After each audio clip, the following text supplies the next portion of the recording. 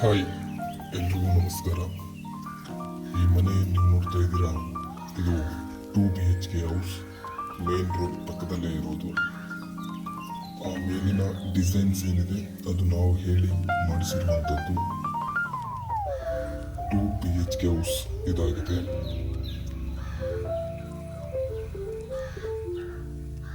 ಇದು parking space. ಅಲ್ಲಿ ಮತ್ತೆ ಒಂದು ಪರದೆ ಬರುತ್ತೆ. ಮಳೆ ನೀರು ಒಳಗಡೆ ಬರದೇ ಇರೋ ಹಾಗೆ ಮಾಡಿಸೋದ್ರಿಂದ ಮಳೆ ಹನಿ ಹೊರಗಡೆ ಬರೋದಿಲ್ಲ. ಇದು ಡೋರ್ ಫುಲ್ ಡೋರ್ ಆಗಿದೆ. ಇದಕ್ಕೆ 15,000-20,000 ಖರ್ಚಾಗಿದೆ. ನೋಡಿ, ಹೊಸ್ತಿಲು ಎಷ್ಟು ದೊಡ್ಡದಾಗಿದೆ. ಪ್ಯಾಚ್ ಹಾಕಿರೋದಕ್ಕೆ ಅಂದರೆ ಕ್ಯೂರಿಂಗ್ ಬರುತ್ತೆ, ವಾಟರ್ ಕ್ಯೂರಿಂಗ್ ಸಿಮೆಂಟ್, ಅದೇನಾದ್ರು ಕಾಂಪೌಂಡ್ ಅಂತ ಹಾಕಿರುವಂಥದ್ದು. ಇದು ಲಿವಿಂಗ್ ಹಾಲ್.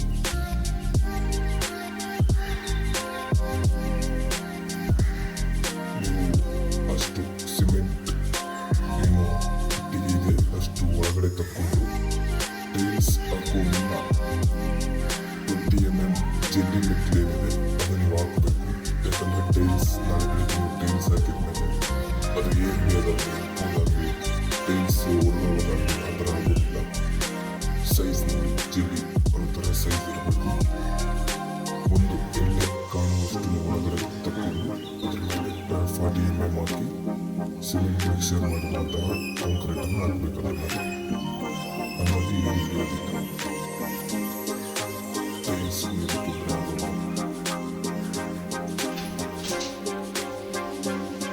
ಅವು 40 mm ಮೆಟ್ಲಾಗಿರೋದ್ರಿಂದ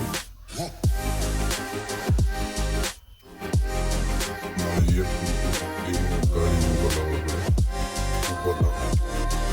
ಇದು ಹಾಕೋದ್ರಿಂದ ಮುಂದೆ ಫ್ಯೂಚರ್ ಆಗಿರುತ್ತೆ.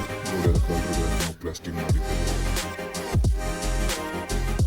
ಇದು ಎಕ್ಸ್ಟ್ರಾ ಆನ್ ಫ್ರಿಡ್ಜ್ ಅದು ಎಲೆಕ್ಟ್ರಾನಿಕ್ ಮಾಡಿಸಿದ್ರು. ಇದು ಕಿಚನ್ನು.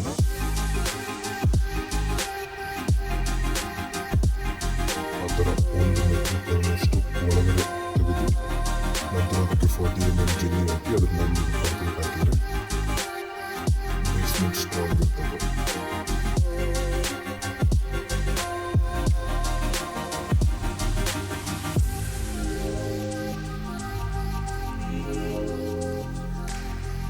ಇದು ಸೆಲ್ಫ್ ಕಿಚನ್. ಏನಾದರೂ ವಸ್ತುಗಳಿದ್ರೆ ಇಟ್ಕೊಳ್ಳಿ.